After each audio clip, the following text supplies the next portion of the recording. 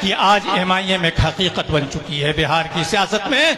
अब सिर्फ सीमांचल में नहीं कि बिहार के कोने कोने में आज नौजवान MIM के बैनर तले जमा हो चुका है। आज भी यहाँ पर स्टेज पर कितने जिलों से लोग आए हैं। शमीम भाई हमारे आए हैं, चंपारण जो बिहार का आखिरी जिला है वहां से आए हैं, स्टेज पर बैठे हैं। कितने लोग हैं, अगर आज हम आवाज दें तो कम से कम हजारों लोग सारे जिलों से आने के लिए तैयार हैं। इतनी जद्दोजहद के बाद ये पार्टी कायम हुई है, बड़ी मोहब्बत से कायम हुई है, बड़ी कुर्बानियों के जरिए कायम हुई है। लेकिन जब 4 ये चले गए तो अख्तुल ईमान जब असेंबली के बाहर अकेले तख्ती लेकर जब खड़ा होता था तो उस वक्त भी हमारे आंखों में आंसू होता था कि ये 5 खड़े होते तो हमारा वजन बनता। लेकिन आज अख्तुल ईमान अकेले तख्ती लेकर असेंबली के बाहर खड़ा है और सारे रिपोर्टर्स उसको घेरे हुए हैं और सवाल पूछ रहे हैं और अकेले लड़ रहा है। इस शख्स ने बड़ी कुर्बानी दी है, इस शख्स ने सब कुछ छोड़ा है। उस शख्स को वजीर बनाने की बार बार दावत दी गई। उस शख्स को कहा गया तुमको MP का टिकट देते हैं, तुम आओ MP का इलेक्शन लड़ो हमारे। लेकिन मजलिस की मोहब्बत ने उसको अलग नहीं होने दिया। मजलिस के लिए उस शख्स ने बड़ी कुर्बानी दी और आपके भरोसे दी। उसको उम्मीद था कि मैं जिधर जाऊंगा मेरे लोग मेरे साथ रहेंगे, इसलिए लोग चले गए। लोगों ने धोखा दिया, लेकिन अख्तुल ईमान अपना जहां खड़ा था वहीं खड़ा है। और जो सपोर्ट और जो इत्तेहाद जो साथ थी लोगों के, आज उससे बहुत ज्यादा है। आज बहुत ज्यादा सपोर्ट उससे ज्यादा है। तो अख्तुल ईमान कमजोर नहीं हुआ, अख्तुल ईमान मजबूत हुआ है। पार्टी कमजोर नहीं हुई है, पार्टी मजबूत हुई है। लेकिन उसके बावजूद हम गए गठबंधन लोगों के पास। हमने 15 में जब पार्टी आई तब भी हमने कहा गठबंधन में हमें शामिल कर लो। कहा नहीं, तुम्हें नहीं लेंगे, तुम्हारी हैसियत ही क्या है। फिर 20 का इलेक्शन हुआ, हमने कहा गठबंधन में शामिल कर लो। तुम इतने छोटी छोटी पार्टियों को 2% 3% वालों को शामिल कर सकते हो, हमारे पास तो 18% का वोट है। नहीं, आपको शामिल नहीं कर सकते। 20 में भी शामिल नहीं किया।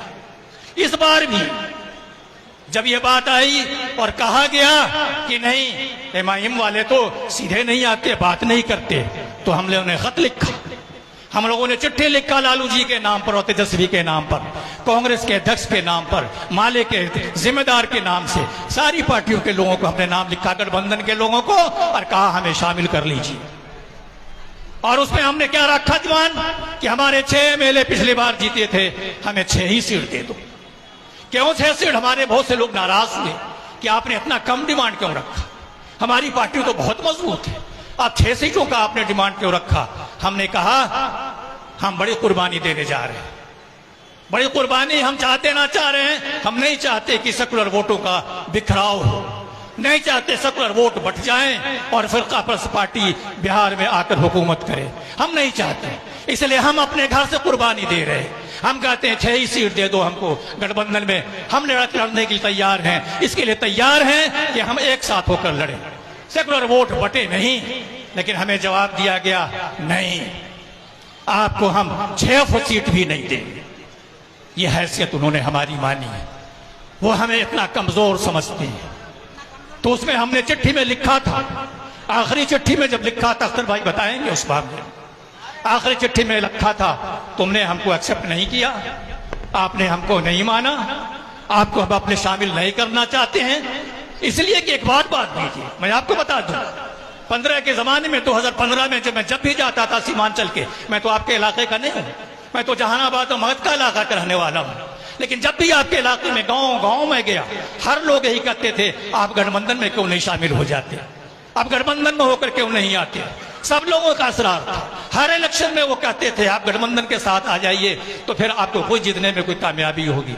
तो इसीलिए उसी तमाम हुज्जत के लिए हम उनके पास गए। हम इसलिए गए कि हमारे लोगों का डिमांड था, हमारे लोगों की ख्वाहिश थी, लेकिन हमारे लोगों की ख्वाहिश को उन्होंने टुकराया। आज ये हालत यह है कि मजलिस को पिछले दिनों कौमी सदर ने कहा था हमारे 4 तुमने लिए हैं, हम 24 लाएंगे अब की बार। तुम हमारी ताकत का अंदाजा नहीं है तुम्हें। मैंने लालू जी से जाकर कहा था, अख्तुल ईमान साहब, आदिल साहब गवाह हैं, हमारे MLA को तोड़ने से 1 महीना पहले जाकर हम लोग लालू जी और तेजस्वी से मिले उसकी कोठी पर, और हमने जाकर कहा कि हमारे 5 MLA को मत तोड़िए। हमारे एमएलए को मत तोड़िए, हम 5 वोट आपको देने के लिए तैयार है असेंबली में। आप जब भी चीफ मिनिस्टर बनना चाहिए हम देंगे आपको 5 वोट।